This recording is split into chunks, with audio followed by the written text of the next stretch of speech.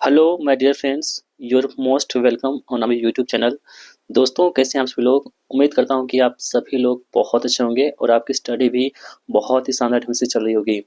तो दोस्तों, हम लोग देख रहे थे B special correspondence clerk and store assistant के लिए जो यूथ पब्लिकेशन की प्रैक्टिस सेट लॉन्च हुई है। इसके प्रैक्टिस सेट 1 से लेकर के 6 तक की वीडियो को हमने अपलोड कर दिया है। आज की इस वीडियो में हम प्रैक्टिस सेट नंबर 7 को देखने वाले हैं। तो ये वीडियो आप सभी के लिए इंपॉर्टेंट होगा, इसलिए आपको लास्ट तक देखना है और लास्ट में अपना कमेंट बॉक्स में स्कोर शेयर करना है कि इस प्रैक्टिस सेट 7 में आपका स्कोर कितना बन पा रहा है। तो चलिए स्टार्ट करते हैं आज की इस इंपॉर्टेंट प्रैक्टिस सेट को। दोस्तों, पहला सवाल आपकी स्क्रीन पर है, कह रहा है कि इनमें से किसे भारत के नेपोलियन के नाम से जानते हैं। तो दोस्तों, भारत के नेपोलियन है किसको कहते हैं। आपके पास 4 ऑप्शन दे रखे हैं, स्कंदगुप्त को, समुद्रगुप्त को, कुमारगुप्त को और चंद्रगुप्त को। तो दोस्तों, जो भारत का नेपोलियन है, समुद्रगुप्त को भारत का नेपोलियन कहा जाता है। ठीक है, और ये किसके द्वारा कहा गया था। तो एक इतिहासकार थे, उनका नाम क्या था आप लोग जानेंगे। उस इतिहासकार का नाम, उनका नाम था दोस्तों विंसेंट स्मिथ। क्या नाम था उनका। विंसेंट स्मिथ नाम था। उन्हीं के द्वारा एक पुस्तक लिखी गई थी और उस पुस्तक का नाम क्या है आप लोग ध्यान रखेंगे। उस पुस्तक का नाम है अर्ली हिस्ट्री ऑफ इंडिया। ठीक है, इसी पुस्तक में विंसेंट स्मिथ ने समुद्रगुप्त को भारत का नेपोलियन कहा है। तो इसे आप लोग ध्यान रखेंगे। ऑप्शन बी यहाँ पे इस प्रश्न का बिल्कुल सही जवाब हो जाएगा। दोस्तों, समुद्रगुप्त का अन्य नाम आप लोग ध्यान रखेंगे। तो अन्य नाम इनका क्या हो जाएगा। एक एक नाम फेमस है लिच्छवी दोहित्र का। क्या नाम इसका। लिच्छवी दोहित्र जो है ना, ये क्या समुद्रगुप्त का ही नाम है।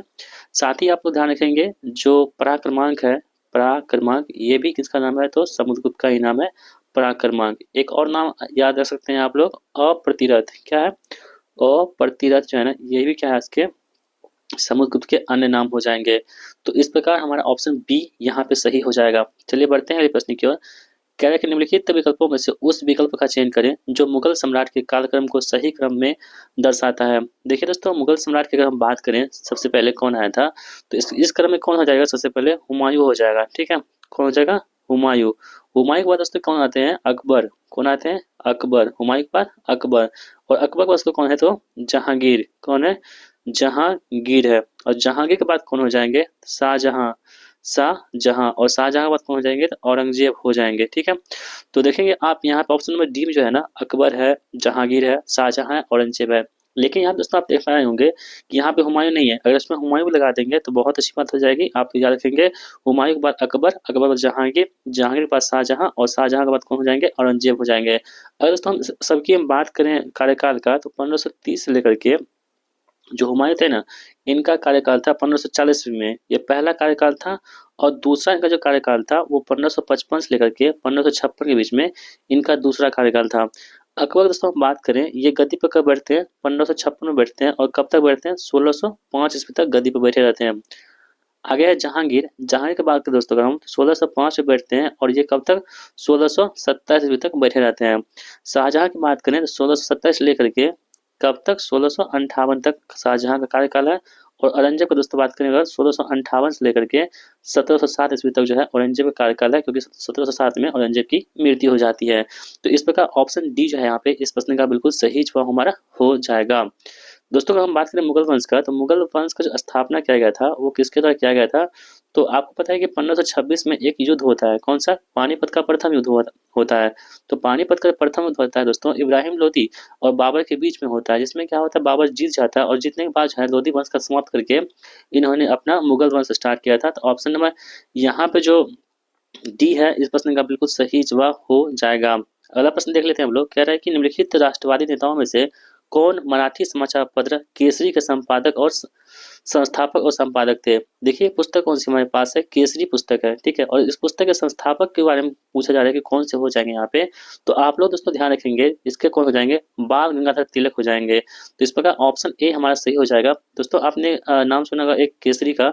यहाँ जैसे कि क्वेश्चन में स्पष्ट है, केसरी दोस्तों जो लिखा गया था ना पुस्तक, ये मराठी भाषा में लिखा गया था। ठीक है, और दोस्तों एक पुस्तक इनका था, एक था पत्र मराठा। तो मराठा किस भाषा में था, वो इंग्लिश भाषा में लिखा गया था, अंग्रेजी भाषा में लिखा गया था। इसे भी आप लोग ध्यान में रखेंगे। तो ऑप्शन ए यहाँ पे इस प्रश्न का आंसर हो जाएगा। और दोनों ही पत्रिका थी केसरी और मराठा, ये दोनों कहाँ से प्रकाशित होती थी। ये पुणे से प्रकाशित होता था। इसे भी आप लोग याद रखेंगे। अगला प्रश्न कह रहा है कि जलियांवाला बाग नरसंहार कब हुआ था। दोस्तों आप सबको पता है कि हमारे देश में क्या आया था, रोलक एक्ट आया था। ठीक है, रोलक एक्ट आता है कब आता है, 1919 में ही रोलक एक्ट आता है। ठीक है, तो इसी का विरोध करके जो दो नेता थे, डॉक्टर सफेदुल किचलू और डॉक्टर सत्यपाल मलिक, इनको क्या किया था, ब्रिटिश सरकार ने इनको गिरफ्तार कर लिया था। तो इसी के विरोध में दोस्तों, गिरफ्तारी के विरोध में 13 अप्रैल 1919 को पंजाब के अमृतसर में, कब, पंजाब के अमृतसर में जो है ना, एक सभा उठाई गई थी, जहां पे जनरल ओडायर ने निहत्थे लोगों पर गोलियां बरसा दी थी।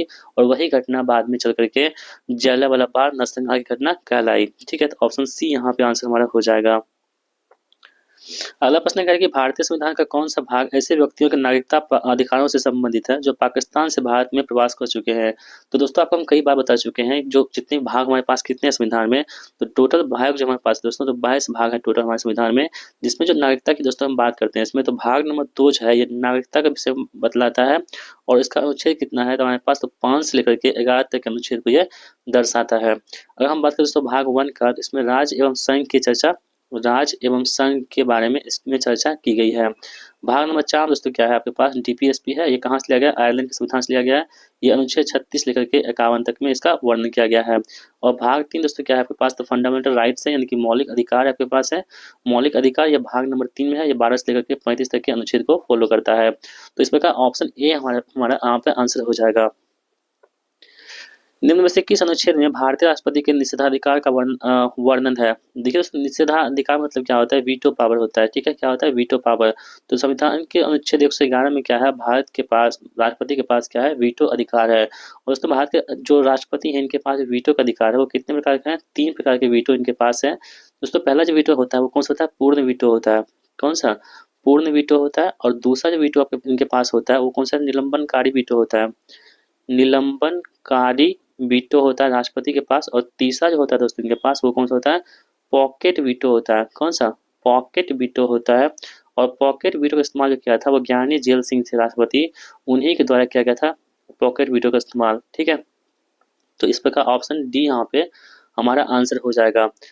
अगला प्रश्न दोस्तों कह रहा है कि लोकसभा की बैठक बुलाने के लिए सदस्यों की न्यूनतम संख्या कम से कम कितनी होनी चाहिए। तो ये कम से कम को क्या बोलते हैं, कोरम बोलते हैं। और लोकसभा की कोई भी सदस्य बैठक बुलाई जाएगी तो कम से कम उसमें दोस्तों 10% जो है ना उसमें सदस्य होने चाहिए। 10% मतलब 1/10 होता है, यानी कि कोरम पूरा करने के लिए आपके पास सदन के सदस्यों की कुल संख्या का 1/10 जो है ना सदस्य होने ही चाहिए, तब जाके वो क्या होगी, लोकसभा की बैठक बुलाई जा सकेगी। ठीक है, चलिए बढ़ते हैं अगले प्रश्न की ओर हम लोग। क्या है कि भारतीय संविधान के अनुच्छेद 243 के अनुसार मध्यवर्ती स्तर पर पंचायतों का गठन देश से अनाधिकृत जनसंख्या वाले राज्य में नहीं किया जा सकता है दोस्तों। ये 20 लाख से अधिक जो जनसंख्या होगी वहां पे इसका नहीं किया जा सकता है, आप लोग ध्यान में रखेंगे। चलिए बढ़ते हैं अगले प्रश्न की ओर। क्या है कि पिघली हुई मैग्मा से बनने वाली चट्टान को क्या कहते हैं। तो पिघली हुई मैग्मा से बनने वाली चट्टान जो होती है उस चट्टान को दोस्तों हम लोग क्या कहते हैं, आप लोग ध्यान रखेंगे, उसे बोलते हैं आग्नेय चट्टान। ठीक है, तो ऑप्शन सी जो यहाँ पे है आग्नेय चट्टान क्या होगा, इस प्रश्न का बिल्कुल सही जवाब हो जाएगा। तो पिघली हुई जो मतलब कि आपके पास यहाँ पे चट्टान होती है इसमें क्या होती है, आपके पास आग्नेय चट्टान पाई जाती है। अगला सवाल आपके स्क्रीन पर दोस्तों कह रहा है कि यहाँ पे देख लेते हैं हम लोग, निम्नलिखित में से कौन सी सबसे ऊंची गैर एशियाई पर्वत चोटी है। दोस्तों यानी कि गैर एशिया मतलब क्या होगा, कि ऐसी पर्वत चोटी जो एशिया में नहीं है वो आपको बताना है। ठीक है, तो दोस्तों यहाँ पे आप देखेंगे माउंट एकांगुआ की हम बात करें, एकांगुआ की, ये दोस्तों कहाँ की है, दक्षिण अमेरिका की है। कौन सा, दक्षिण अमेरिका का है। ठीक है, दक्षिण अमेरिका का है। जबकि एल्ब्रूस पर्वत की दोस्तों हम बात करें तो ये कहाँ का हो जाएगा, आपका यूरोप का हो जाएगा। यूरोप यानी कि रसिया। ठीक है, अब हम बात करें माउंट मैकिनले का दोस्तों, तो माउंट मैकिनले कहाँ को हो जाएगा, आपका उत्तरी अमेरिका को हो जाएगा। कहाँ का, उत्तरी अमेरिका को हो जाएगा माउंट मैकिनले। और किलिमंजारो दोस्तों आपको पता है, सभी को पता है, ये कहाँ हो जाएंगे, अफ्रीका के तंजानिया में स्थित है। किलिमंजारो तंजानिया में। ठीक है, तो इस प्रकार आप देखेंगे जो गैर एशियाई पर्वत चोटी है यहाँ पे कौन हो जाएगी, तो एकांगुआ जो है दोस्तों यहाँ, सॉरी, हाँ एकांगुआ जो है यहाँ पे ये क्या होगा आपके, तो गैर एशियाई पर्वत चोटी यहाँ पे हो जाएगी। निम्नलिखित में से कौन सी नदियां पश्चिम दिशा की ओर बहती है और अरब सागर में मिल जाती है? दोस्तों, ये हमारे पास भारत है और ये नदियां जो है पश्चिम दिशा की ओर बहती है। और दोस्तों को पता है यहाँ पे क्या है, अरब सागर है, ठीक है, यहाँ पे अरब सागर है, यहाँ पे हिंद महासागर है, यहाँ पे क्या है, बंगाल की खाड़ी है। तो यहाँ पे कह रहे हैं कौन सी नदियां ऐसी है जो अरब पश्चिम की ओर बहती है, ठीक है, और अरब सागर में मिल जाती है। तो उस नदियां का नाम दोस्तों क्या हो जाएगा, नर्मदा और ताप्ती ऐसी नदियां हैं जो पश्चिम की ओर बहती है और अरब सागर जाकर के मिल जाती है। आप लोग ध्यान में रखेंगे। अगला प्रश्न दोस्तों क्या कह रहा है कि निम्न में से कौन सा शहर भारत की सिलिकॉन वैली के रूप में उभरा हुआ है, यानी कि कौन सा ऐसा शहर है जिसको भारत की सिलिकॉन वैली कहते हैं? तो आप लोग ध्यान रखेंगे, जो बेंगलुरु है उसे क्या कहते हैं, भारत का सिलिकॉन वैली कहते हैं। और साइलेंट वैली दोस्तों किसे कहते हैं, भारत का साइलेंट साइलेंट वैली किसे कहते हैं? तो आप लोग ध्यान रखेंगे, जो केरल है ना, केरला, उसी को हम लोग क्या कहते हैं, साइलेंट वैली के नाम से भी जानते हैं। 2011 की जनगणना के अनुसार इनमें से किस भारतीय राज्य का जनसंख्या घनत्व सबसे कम है? आपको पता है दोस्तों, 2011 में जनगणना हुई थी और उसमें सबसे जो जनसंख्या घनत्व सबसे कम है वो किसका है? अरुणाचल प्रदेश का जो है सबसे कम यहाँ पे हो जाएगी जनसंख्या घनत्व। और सबसे अधिक की हम बात करें तो अपने राज्य जो बिहार है, सबसे अधिक घनत्व जो है बिहार में आपको देखने को मिल जाएगा। कितना है दोस्तों? 1106 जो है ना, मतलब कि ये जनसंख्या घनत्व यहाँ पे हो जाएंगे, कहाँ पे? बिहार में। ठीक है। तो दोस्तों सबसे कम कहाँ पे अरुणाचल प्रदेश में कितना है? 17 व्यक्ति प्रति वर्ग किलोमीटर में आपको अरुणाचल प्रदेश में जनसंख्या घनत्व मिल जाएंगे। अगला प्रश्न क्या है कि एक वस्तु का भार दोस्तों कितना दे रखा है? डब्ल्यू बराबर कितना है? 998, यानी कि डब्ल्यू बराबर कितना आपके पास? 980 न्यूटन दे रखा है, ठीक है। और गुरुत्वीय त्वरण यानी कि जी का वैल्यू कितना हमारे पास है? 9.8 मीटर पर सेकंड स्क्वायर दे रखा है दोस्तों। अब क्या है कि इसका द्रव्यमान ज्ञात करने के लिए कह रहा है कि द्रव्यमान क्या होगा, ठीक है। तो दोस्तों हम सबको पता है कि द्रव्यमान जो होती है, द्रव्यमान हमको निकालना है। तो देखिए, द्रव्यमान हम कैसे निकाल सकते हैं? तो हमको पता है कि डब्ल्यू बराबर क्या होता है? एम जी होता है ना। तो यहाँ पे हम क्या करेंगे, एम निकालना है तो एम बराबर क्या हो जाएगा, तो क्या डब्ल्यू बटे जी हो जाएगा, होगा ना। डब्ल्यू हमारे पास कितना क्वेश्चन दे रखा है? 980 दे रखा है, और जी की वैल्यू हमारे पास कितने दे रखी है? 9.8 दे रखा है। तो दशमलव उड़ाएंगे, यहाँ पे जीरो आएगा, और इससे काट देंगे तो कितना हुआ? 100 बार में कट जाएगा, यानी कि 100 kg जो होगा दोस्तों इसका क्या होगा? द्रव्यमान हो जाएगा। ऑप्शन नंबर ए यहाँ पे आंसर हो जाएगा। अगला प्रश्न कह रहा है कि कॉपर सल्फेट का जलीय विलयन क्या होता है? तो कॉपर सल्फेट का जो जलीय विलयन होता है दोस्तों, आप लोग ध्यान रखेंगे, ये क्या होता है? नीले लिटमस पथ को क्या करता है? लाल कर देता है। और नीले लिटमस पथ को लाल करने का गुण किसमें होता है दोस्तों? तो क्या होता है? अम्ल में होता है। इस प्रकार हम कह सकते हैं कि कॉपर सल्फेट क्या है आपके पास? तो अम्ल है, ठीक है। अम्ल क्या करता है दोस्तों? ए बी आर आप याद रखेंगे। ए मतलब क्या हुआ? एसिड, बी मतलब क्या? ब्लू, आर मतलब रेड, यानी एसिड जो करता है ना, ब्लू को रेड करता है। एक होता है बी आर बी, होता है ना, यानी कि बेस जो होता है क्षार, वो रेड को क्या करता है? ब्लू करता है। तो इसे भी आप तो ध्यान रखेंगे। इस प्रकार ऑप्शन बी यहाँ पे आंसर हमारा हो जाएगा।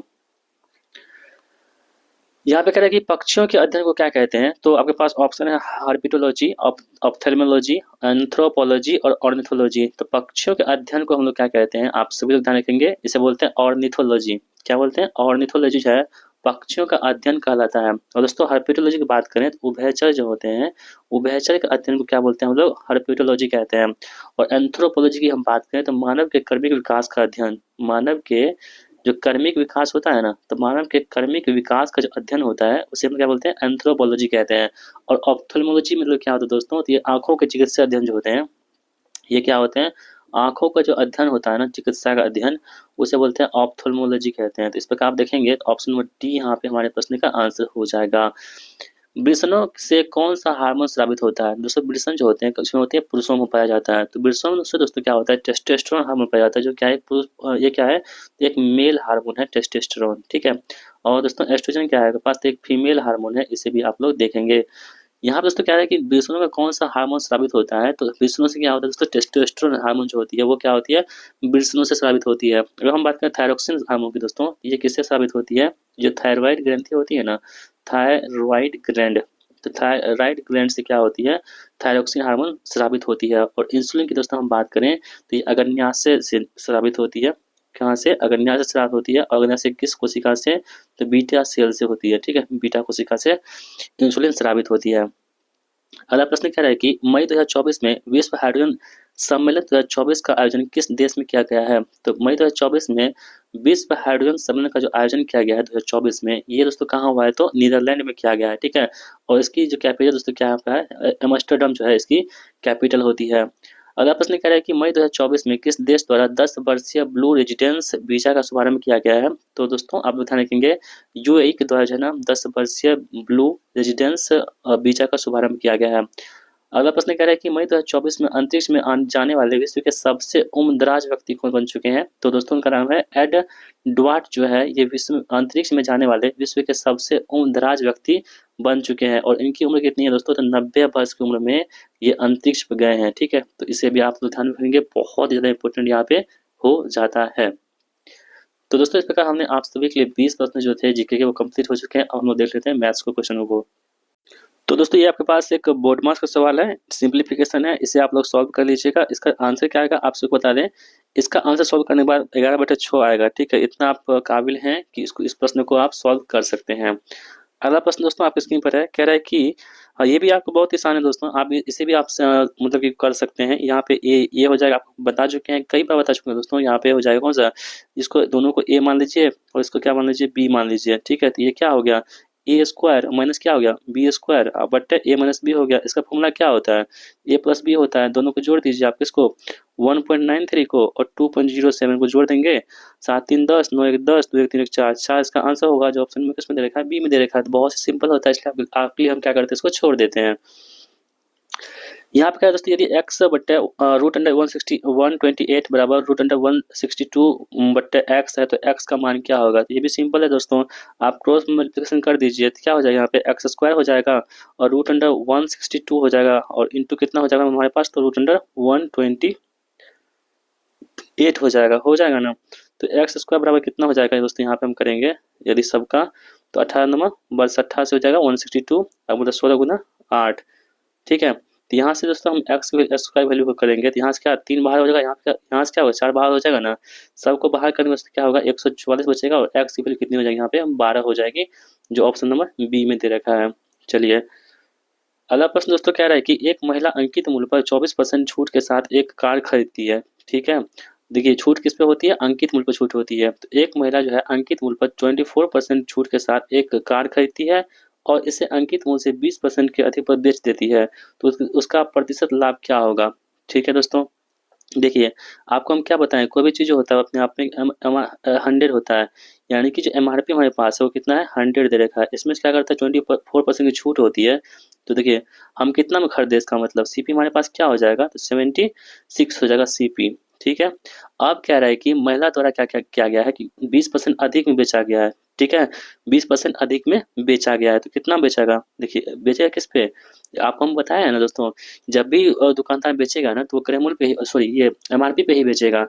तो देखिए एमआरपी 100 रुपये था ना, तो इसी में बेचेगा ये, तो कितना बेचेगा, 120 में बेचेगा। अब आप खुद सोचिए, 76 रुपये में खरीदी थी, 120 में बेच रही है, तो कितना का लाभ हुआ इसके पास दोस्तों, आप देखेंगे यहाँ से 44 का लाभ हुआ। और लाभ किस पे होता है, क्रय मूल्य पे होता है। 76 करेंगे और गुना कर देंगे 100। ठीक है, इसी तरह से आप सॉल्व करेंगे तो आपके पास जो आएगा 57 जो है 17/19% आपके पास आंसर होगा, जो ऑप्शन में किसमें दे रखा है, ऑप्शन में बी में दे रखा है। तो इस प्रकार ऑप्शन बी हमारे प्रश्न का आंसर हो जाएगा।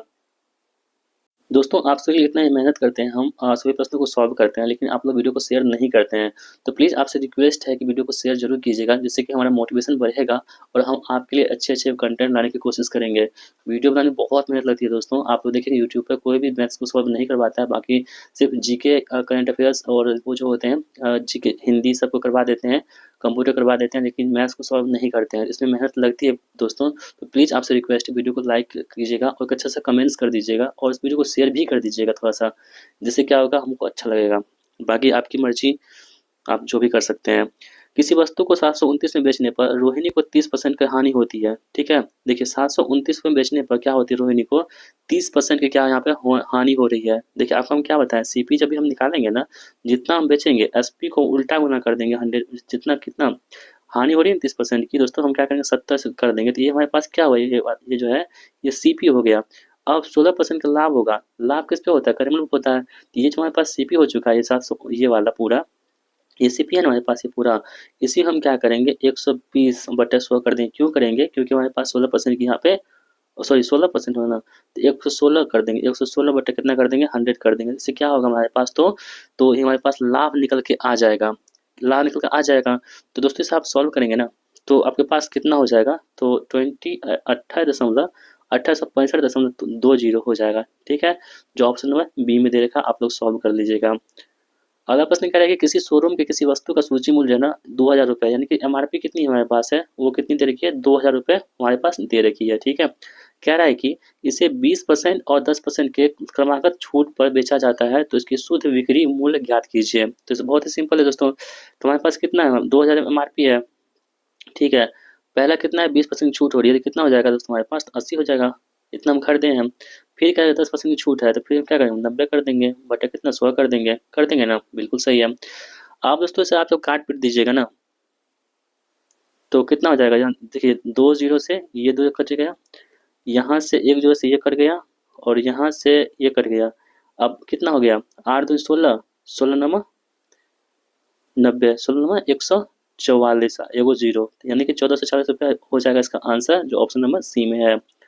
अगला प्रश्न कह रहा है कि x 4 मिनट में 60 पृष्ठों की प्रतिलिपि कर सकता है, और x तथा y दोनों मिलकर के 30 मिनट में 750 पृष्ठ को की प्रतिलिपि कर सकते हैं, तो y कितने मिनट में 100 पृष्ठ की प्रतिलिपि कर सकता है। देखिए x 4 मिनट में 60 पृष्ठ करता है ना, तो x 1 मिनट में कितना करेगा, तो 60/4 करेगा, यानी कि x जो है ना 15 काम कर देगा, 15 पृष्ठ ये मतलब कि छाप देगा, प्रतिलिपि बना देगा। ठीक है, आप कह रहा है कि x और तथा y दोनों मिलकर के 30 मिनट में 750, तो देखिए x प्लस y दोनों मिलकर ना 30 मिनट में 750, 750/30 करेंगे, कितना हो जाएगा आपके पास, तो ये कितना बार कटेगा, 25 बार में कट जाएगा, यानी 25 पृष्ठ यहाँ पे हो चुका है।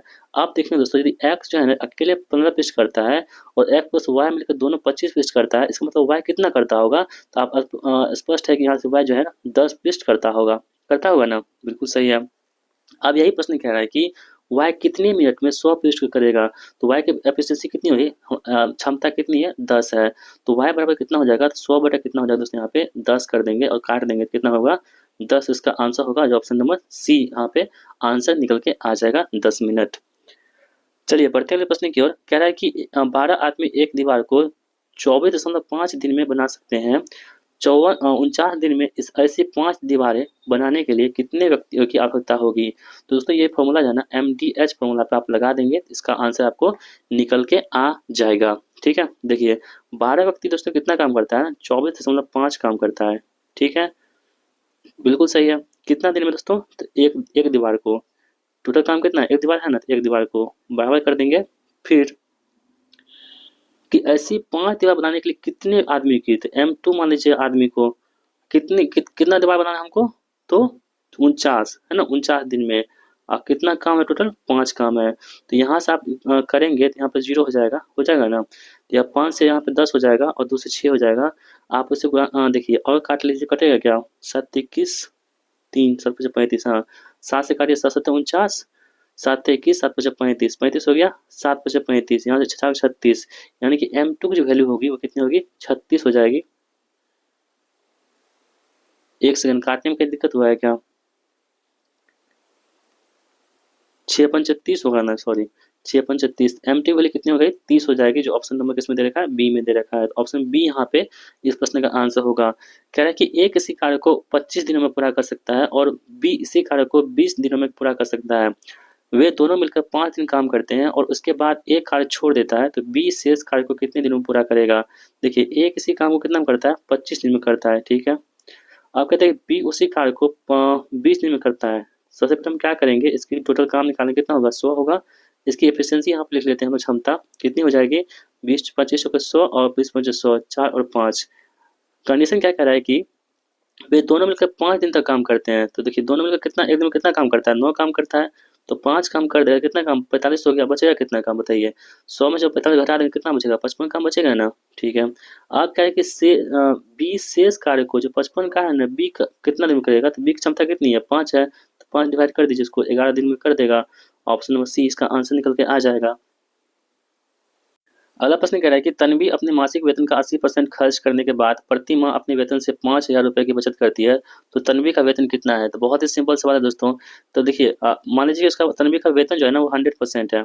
ठीक है, उसमें से क्या करती है, 80% खर्च कर देती है, तो बचाती कितनी है दोस्तों, आप बताइए, 20% बचाती है ना। ठीक है, कहते हैं कि प्रति माह अपने वेतन से इतना बचत करती है, यानी कि 20% की वैल्यू हमारे पास दे रखी है ना, वो कितनी दे रखी है, 5,000 दे रखी है। ठीक है। अब क्या है कि तन्वी का वेतन कितना है, तो वेतन हमारे पास कितना माने थे, 100 माने थे, 100 से गुना कर दीजिए यहाँ पे, सिंपल सी बात है। 20 × 5 = 100, और 25 25 पर 3 जीरो हो जाएगा, 1 2 3। यही इसका आंसर होगा जो ऑप्शन नंबर ए में दे रखा है। चलिए बढ़ते हैं अगले प्रश्न की ओर। कह रहा है कि चावल का मूल्य 25 रुपये प्रति किलोग्राम से बढ़ा करके 30 प्रति किलोग्राम हो जाती है, तो खर्च को समान बनाए रखने के लिए खपत को कितने प्रतिशत कम की जानी चाहिए।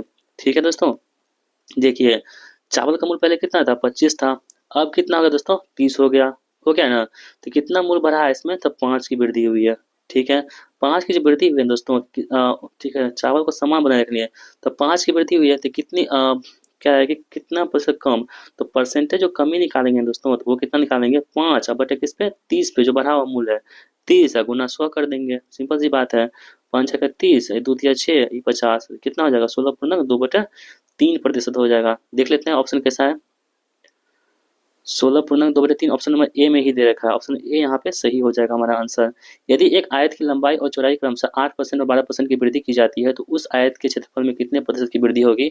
इसमें दोस्तों आप क्या लगाएंगे, एक्स प्लस वाई, ये भी फॉर्मूला, एक्स वाई बटे 100 लगा दीजिए, इसका आंसर निकल कर आ जाएगा। हमारे पास कितना है, 8 + 12 + 8 गुना 12 बटे कितना हो जाएगा, 100। तो 12 8 कितना होगा, 20 और बटे 96 और 0.96 हो जाएगा। ठीक है, हो जाएगा ना।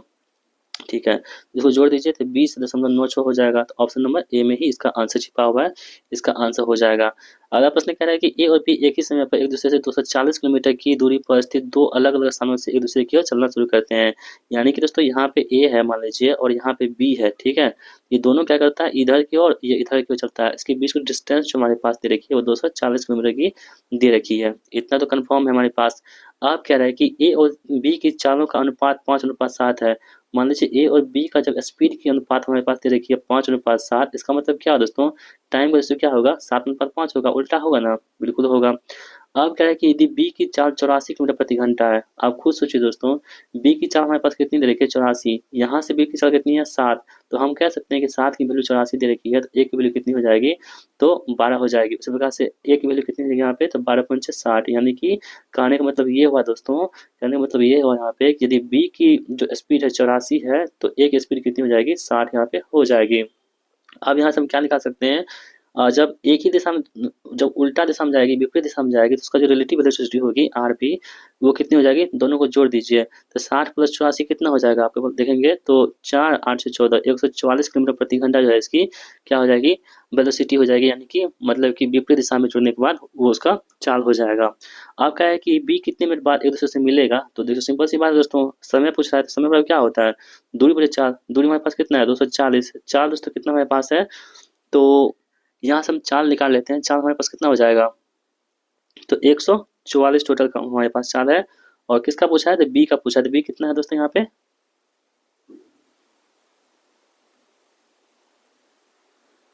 सॉरी ए और बी कितने मिनट के बाद एक दूसरे से मिलेंगे, ए और बी दोनों का है दोस्तों, तो क्या करेंगे हम 60 से यहाँ पे गुना कर देंगे। क्यों किया दोस्तों यहाँ पे गुना करने के लिए, क्योंकि यहाँ पे मिनट में चेंज करना था, बाकी दोस्तों यहाँ पे एक घंटा में 144 किलोमीटर प्रति घंटा है ना, इसलिए जब इसे काट देंगे दोस्तों तो कितना मिनट कट जाएगा, तो देखेंगे कहाँ से कितना जाएगा, तो 4 से काटते हैं, 4 तिया 12, 2 4 छक 24, 36 हो गया, 4 से 15, 6 छक 36, 6 चौक 24, 40, 6 से,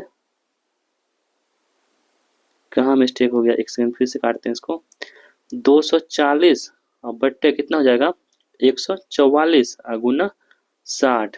ठीक है, इसको काटेंगे कितना होगा, 100 मिनट आएगा, जो ऑप्शन नंबर बी में दे रखा है।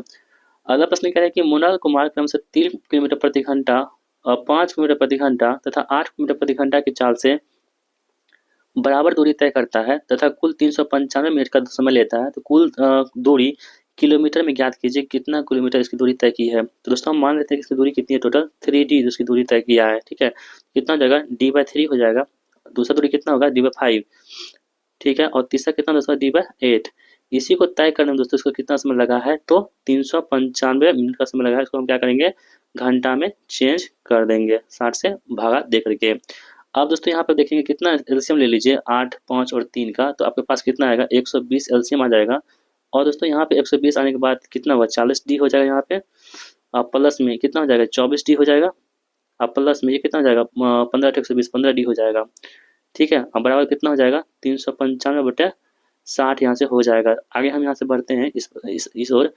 आप सभी को जोड़ेंगे कितना होगा 79 डी बट्टे कितना 120 बराबर 395 बट्टे कितना 60 हो जाएगा। तो 60 दूनी 120 यहाँ से हो जाएगा और डी की वैल्यू हम निकालेंगे यहाँ से तो कितना बार में कट जाएगा, तो यहाँ से 5 बार में कट जाएगा और डी की वैल्यू कितनी जाएगी 5 दूनी 10 हो जाएगी। तो ऑप्शन नंबर जो सी है यही क्या होगा, इसका आंसर हमारा निकल के आ जाएगा।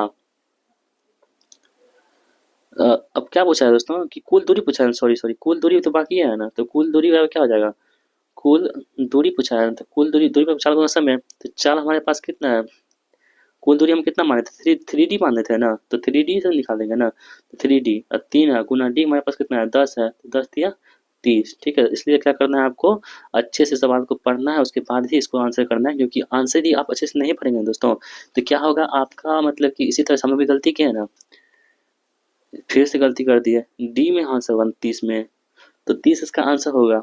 चलिए, यदि एक व्यक्ति एक निश्चित दूरी को 5 किलोमीटर प्रति घंटा की चाल से तय करने में 36 मिनट का समय लेता है, तो उसके बाद तय की दूरी ज्ञात कीजिए। तो दूरी बराबर क्या होता है, चाल गुना समय, चाल हमारे पास कितना है 5 किलोमीटर प्रति घंटा है।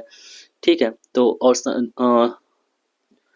किलोमीटर प्रति घंटा है ना, और समय कितना है तो 36 है, 4 गुना समय। ठीक है, किलोमीटर प्रति घंटा में पूछा है, 36 मिनट है तो हम क्या करें घंटा में चेंज कर दीजिएगा, तो कितना 12 हो जाएगा, ये कितना 3 हो जाएगा, यानी कितना होगा 3 किलोमीटर दोस्तों इसका आंसर होगा, जो ऑप्शन नंबर किस में दे रखा है, तो ऑप्शन नंबर 3 किलोमीटर जो है ना दोस्तों, आप देखेंगे ऑप्शन नंबर डी में दे रखा है, तो ऑप्शन डी क्या होगा इसका आंसर हो जाएगा।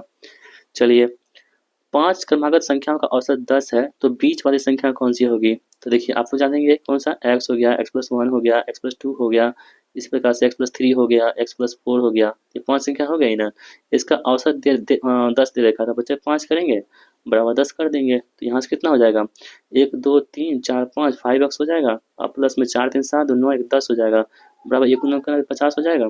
ठीक है, 5x बराबर कितना हो जाएगा 40 हो जाएगा, और x बराबर कितना हो जाएगा यहाँ से 8 हो जाएगा, तो 8 क्या होगा इसका आंसर होगा, जो ऑप्शन नंबर सी में दे रखी है। एक सेकंड दोस्तों, ओ यार, तो कह रहे हैं कि बीच वाली संख्या कौन सी होगी, तो बीच वाली संख्या कौन दी है, ये x+3 है ना, तो x+3 यहाँ पे बीच वाली संख्या क्या कह रही है क्वेश्चन,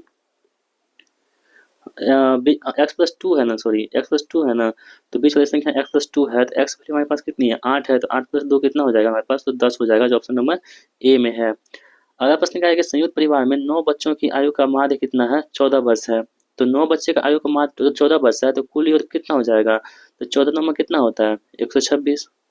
ठीक है, उनके दादा और दादी की आयु का अनुपात 71 वर्ष और 67 वर्ष है, तो दादा और प्लस दादी, ठीक है, दादी को मान लेते हैं,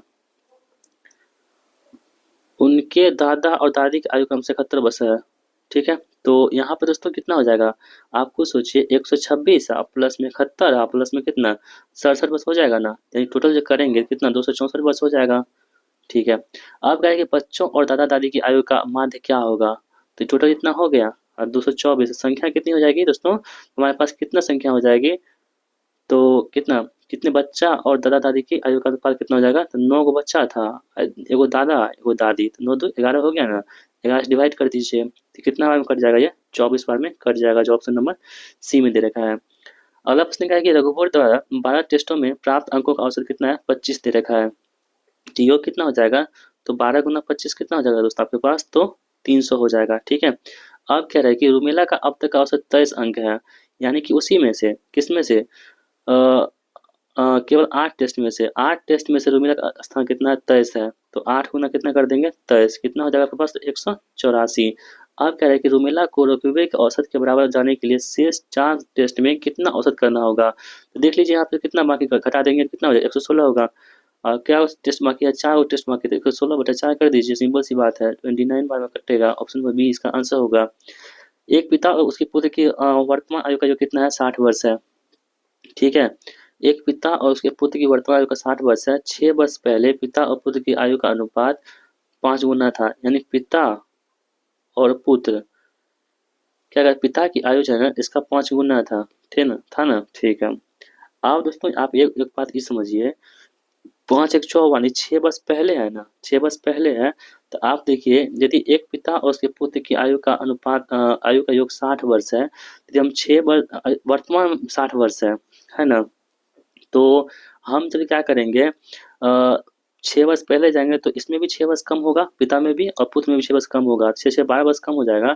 जब 60 में से 12 घटा देंगे, कितना 48 बचेगा। 48 क्या है दोस्तों? 6 वर्ष पहले का दोस्तों आपके पास अनुपात के बराबर हम कर दिए। तो यहाँ से 1 से कितना होगा? 8 हो जाएगा। तो ये कितना 8 पंचे 40 हो जाएगा। ये 8 का 8 ही हो जाएगा। इसका मतलब दोस्तों क्या हुआ ना, 6 वर्ष पहले इसका जो उम्र था वो 40 और 8 का अनुपात में था। ठीक है? तो यहाँ से हो गया। अब कह रहा है कि 6 वर्ष के बाद उसकी पुत्र की आयु कितनी होगी? 6 वर्ष के बाद उसकी पुत्र की आयु कितनी होगी? तो देख लेते हैं दोस्तों, यहाँ पे जो हमारे पास कितना है, पुत्र का 8 वर्ष है, 6 वर्ष पहले का है और वर्तमान यदि हम आएँगे तो 6-6 वर्ष छोड़ देंगे इसमें सभी में। देखिए 40 चौक कितना होगा, 46 वर्ष हो जाएगा और कितना 8 से 14 वर्ष हो गया। ये क्या वर्तमान का हो गया। यानी कि वर्तमान में जो पिता और पुत्र की उम्र है, पिता का 46 वर्ष है और पुत्र की कितनी है, 14 वर्ष है। लेकिन प्रश्न में कह रहा है कि 6 वर्ष के बाद, इसके भी 6 वर्ष बाद, इसमें 6 वर्ष और जोड़ दीजिए। तो 46 प्लस 6 कितना हो गया, 52 हो गया और प्लस में कितना हो गया, 14 छः 20 हो गया। किसका पूछा हमारे पास, तो पुत्र का पूछा दोस्तों। तो पुत्र हमारे पास 20 है। 20 क्या होगा, इसका आंसर हो जाएगा ऑप्शन नंबर ए में दे रखा है। 3 व्यक्तियों की आयु का अनुपात जो है 4 5 7 नंबर 9 है। 8 वर्ष पहले उनकी कुल आयु कितनी थी, 56 वर्ष की थी। तो सबसे बड़े व्यक्ति की आयु कितनी वर्ष की होगी, सबसे बड़ी आयु व्यक्ति जो है कितनी वर्ष की हो जाएगी, सिंपल सी बात है। देखिए दोस्तों, यहाँ पर अनुपात देखेंगे ना, एक ट्रिक लगाइए दिमाग में। देखिए यहाँ पर अनुपात कितना है, 9 में है। यानी कि जो 9 से कटेगा ना वही हमारा आंसर होगा। 9 से कटे सबसे बड़े व्यक्ति कह रहा है ना, सबसे बड़ा कौन सा है यहाँ पर अनुपात में, 9 है। 9 से 28 कटेगा क्या कभी जीवन में, नहीं कटेगा। 32 नहीं, 42 नहीं, कटेगा क्या 36। केवल इसका हमने सॉल्व भी नहीं किया, बस हमें दिमाग गया थोड़ा सा और हमारा काम निकल के आ चुका है। तो इस प्रकार ऑप्शन सी यहाँ पे सोचने का आंसर हमारा हो जाएगा। तो दोस्तों इस प्रकार हमने आपके पास 40 प्रश्न जो थे मैथ्स और जीके के कंप्लीट कर दिए हैं। अब हम लोग बढ़ते हैं रीजनिंग की ओर और देख लेते हैं प्रश्नों को क्या कह रहा है। कह रहा है कि दिए गए विकल्प में से वह विकल्प चुने जो पहले युग के शब्दों को भली भांति आपस में संबंधित हो। पर्वत का ऊंचाई संबंधित है दोस्तों, तो इसी प्रकार से आप देखेंगे तो गुफा का गहराई संबंधित हो जाएगा, जो ऑप्शन नंबर बी में दे रखा है। सर्च को लिखा है इस प्रकार से, डिजाइन को लिखा है इस प्रकार से, तो लेआउट को कैसे लिखेंगे।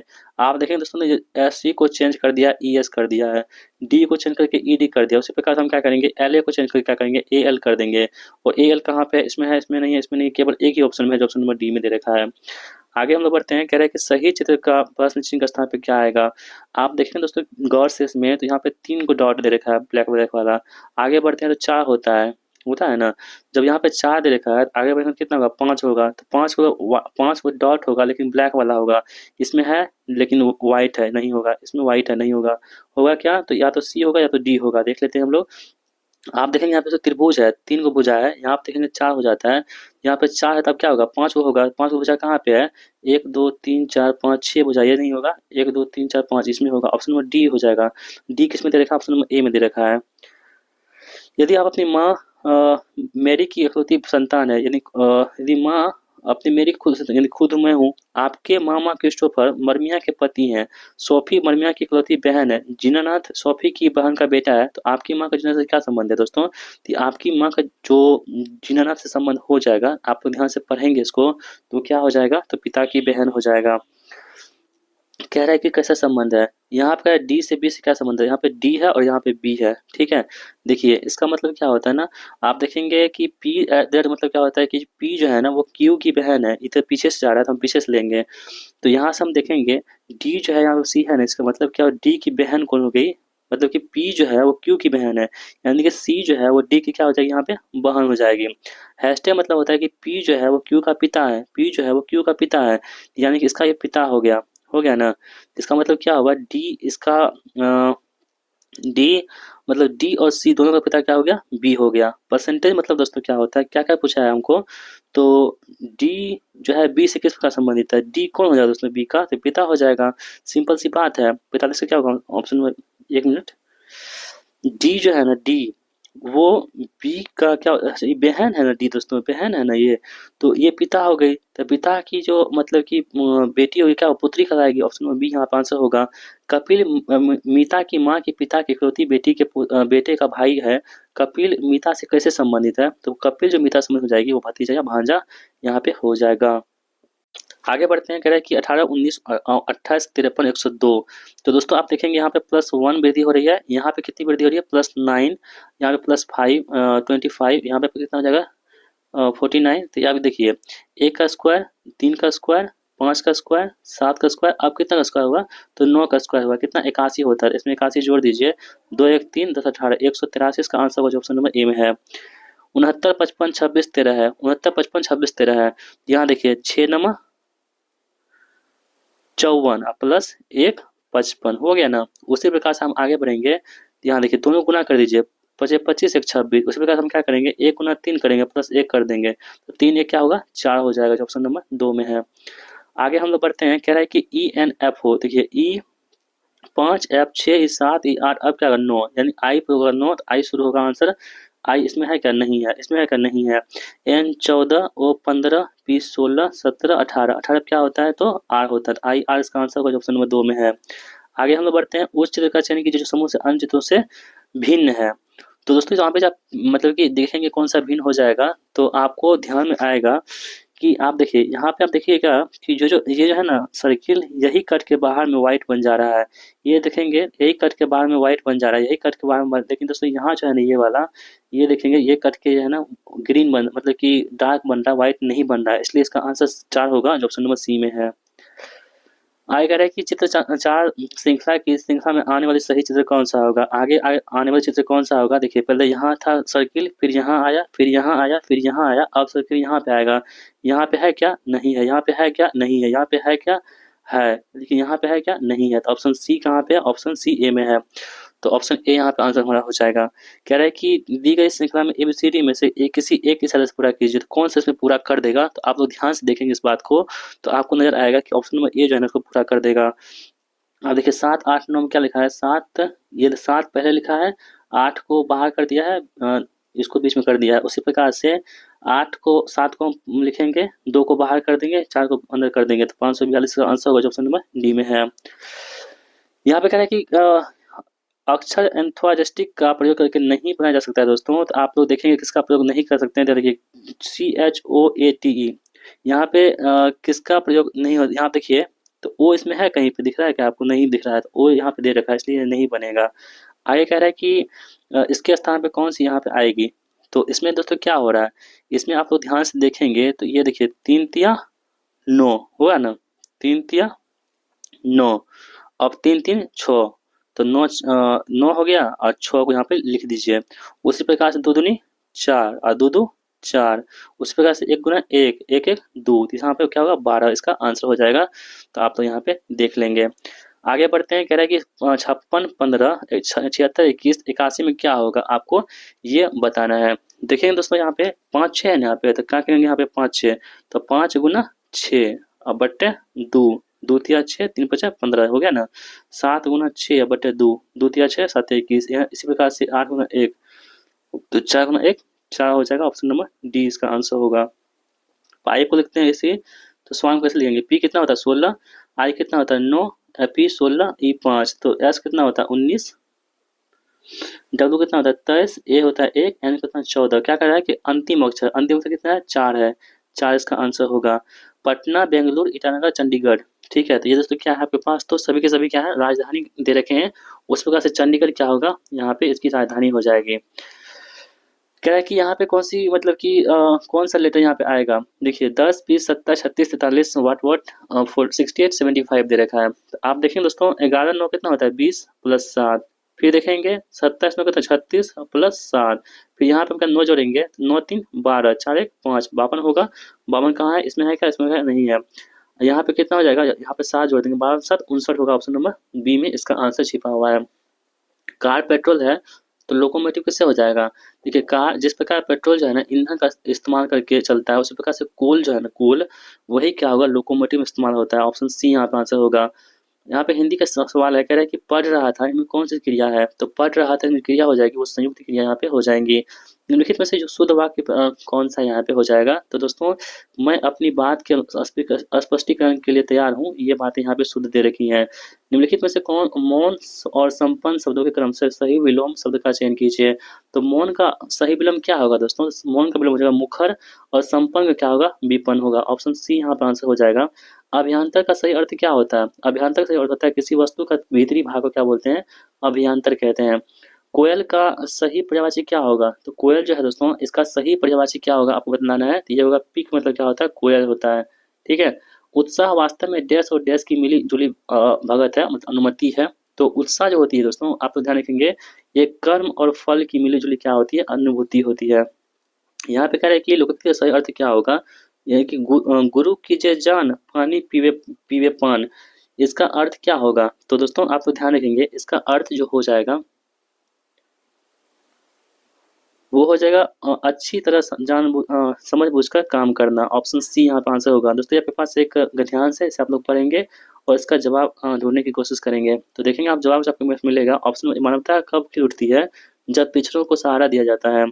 आध्यात्मिक शब्द में कौन सा उपसर्ग, मूल शब्द और प्रत्यय कौन सा हो जाएगा यहाँ पे? तो दोस्तों आध्यात्मिक होगा अधि प्लस आत प्लस एक। यहाँ पे अधि क्या उपसर्ग है, मूल शब्द क्या आत्म है और प्रत्यय क्या आपके पास एक दे रखा है।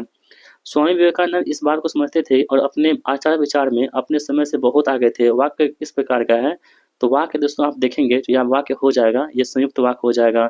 यहाँ पे सिनोनिम्स बताना है आपको किसका, कंप्लेसेंट का, ठीक है। तो इसका दोस्तों क्या हो जाएगा, आत्मसंतुष्ट होता है, इसका क्या होगा आंसर, स्मग होगा। यहाँ पे कह रहा है कि बेस्ट एक्सप्रेस यानी कि सिनोनिम्स है गजल का। दोस्तों इसका मतलब क्या होता है, गजल मतलब होता है पीना या गटकना। तो इसका अर्थ क्या होगा, इम वाइब। यहाँ पे एंटोनिम्स किसको कह रहा है, कंसिपिशियस का, ठीक है। तो दोस्तों इसका मतलब क्या होता है, सुस्पष्ट या प्रकट रूप से। तो इसका अर्थ क्या होगा, ऑब्सक्योर हो जाएगा। यहाँ पे कह रहा है कि टेम का आपको बतलाना है कौन सा एंटोनिम्स। टेम मतलब होता क्या है, तो पालतू या शांत होता है, ठीक है। तो इसका उल्टा क्या होगा, अपसेट यहाँ पे हो जाएगा। यहाँ पे कह रहा है कि an inscription on a tombstone written in memory of deceased. तो दोस्तों ये कौन सा हो जाता है, इसे बोलते हैं एपिटाफ कहते हैं। यहाँ पे कम रेन और साइन, इस मुहावरे का अर्थ क्या होता है? तो दोस्तों आप उसे वेदर हैपेंस कहते हैं।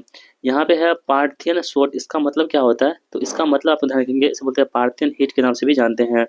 अगला है एरर फाइंड करना है दोस्तों। यहाँ पे तो एरर इसमें क्या हो जाएगा, ऑप्शन में बी जो है दो में एरर हो जाएगा यहाँ पे, ठीक है। यहाँ पे देखेंगे आप लोग तो दो में एरर हो जाएगा। यहाँ पे इंडिंग है दोस्तों, यहाँ पे इंडिंग इंडिंग के ऊपर क्या होगा, इंड का इस्तेमाल होगा।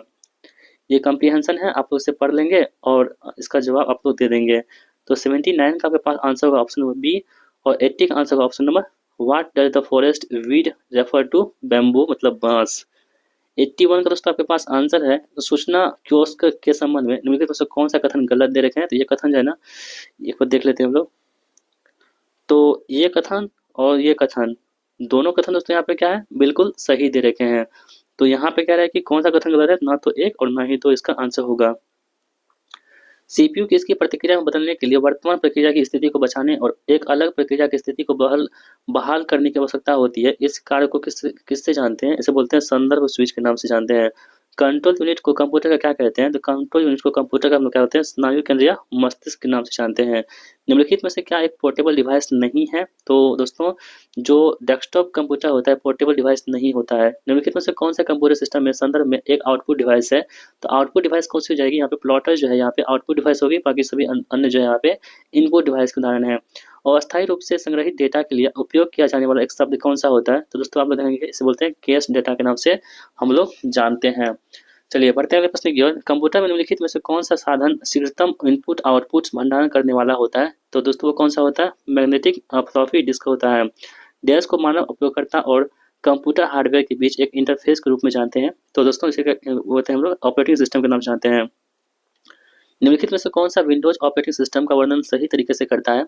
तो दोस्तों वो कौन करता है, multi tasking and multi programming दोनों करता है। फोटोशॉप एक ऐसा सॉफ्टवेयर है जिसका उपयोग इमेज एडिटिंग, ग्राफिक डिजाइन और डिजिटल आर्ट के लिए सबसे बड़े पैमाने पर किया जाता है। निम्नलिखित में से किस कंपनी के पास इस सॉफ्टवेयर को बेचने का अधिकार है? तो फोटोशॉप को बेचने का अधिकार किसके पास है दोस्तों? तो आप लोग ध्यान में रखेंगे, तो ये कंपनी हो जाएगी कौन सी, तो एडोब इंक हो जाएगी। डैश एक फ्रेमवर्क है जिसका उपयोग आप प्रोग्राम लिखने के लिए कर सकते हैं या कक्षाओं और कार्यों का एक सेट प्रदान करता है जो विशिष्ट कार्यों को करने के लिए सभी निम्न स्तरीय कोड लिखने में बचने में आपकी सहायता करते हैं। तो दोस्तों कौन से होते हैं, एप्लीकेशन प्रोग्रामिंग इंटरफेस। कार्यात्मक भाषा के रूप में भी जानते हैं किसको? तो दोस्तों जो गैर प्रतीकात्मक भाषा होती है उसे क्या बोलते हैं, कार्यात्मक भाषा के रूप में जानते हैं। दशमलव संख्या 101 का बाइनरी क्या होगा? तो दोस्तों इसका बाइनरी होगा कौन सा, ये वाला। वर्ड डॉक्यूमेंट के संदर्भ में गटर शब्द किसके लिए प्रयुक्त होता है? तो वर्ड डॉक्यूमेंट के संबंध में जो गटर शब्द होता है ना, तो वो क्या होता है, सिलाई और बाइंडिंग के लिए एक तरफ बचा हुआ स्थान। सीलिंग आपके पास एक है, इसमें कौन सा लागू किया जाएगा एक्सेल में, इसका परिणाम क्या होगा, तो इसका परिणाम दोस्तों क्या हो जाएगा, आपके पास 50 हो जाएगा। नए स्लाइड के लिए कीबोर्ड शॉर्टकट क्या होता है, तो नए स्लाइड के लिए जो कीबोर्ड शॉर्टकट होता है वो क्या होता है, कंट्रोल+M का इस्तेमाल करते हैं नए स्लाइड के लिए। एसईओ का पूर्ण रूप क्या होता है, तो एसईओ मतलब होता है कि सर्च इंजन ऑप्टिमाइजेशन। जब किसी वेब ब्राउज़र द्वारा एचटीएमएल फाइल का अनुरोध किया जाता है, तो यह अनुरोध डिफ़ॉल्ट रूप से किसके रूप में होता है, तो दोस्तों ये होता है जीईटी के रूप में होता है, ठीक है। निम्नलिखित में से किस नेटवर्क टोपोलॉजी में एक नोड की असफलता पूरे नेटवर्क को अस्त-व्यस्त कर सकती है, तो दोस्तों वो कौन होती है, रिंग टोपोलॉजी में। इंफ्रास्ट्रक्चर डब्ल्यूएलएएन में दो डिवाइस संवाद करते हैं, तो कौन कौन जो दो डिवाइस होती है संवाद करते हैं, आपको बतलाना है। दोस्तों इसका आंसर आप सभी लोग देंगे यहाँ पे कमेंट बॉक्स में, ठीक है। इतना प्रश्न आपको हम बताएं, तो आपसे उम्मीद करते हैं कि एक प्रश्न का आंसर सभी लोग कमेंट बॉक्स में बताएंगे। बाकी दोस्तों ये वीडियो आपको कैसा लगा है, उम्मीद करता हूँ ये वीडियो आप सभी लोग बहुत अच्छा लगा होगा। दोस्तों अगर आपको हमारी वीडियो पसंद आती है, वीडियो को लाइक जरूर कीजिएगा और इस वीडियो को अपने दोस्तों में शेयर कर दीजिएगा। तो चलिए मिलते हैं नेक्स्ट वीडियो में, तब तक के लिए जय हिंद, वंदे मातरम।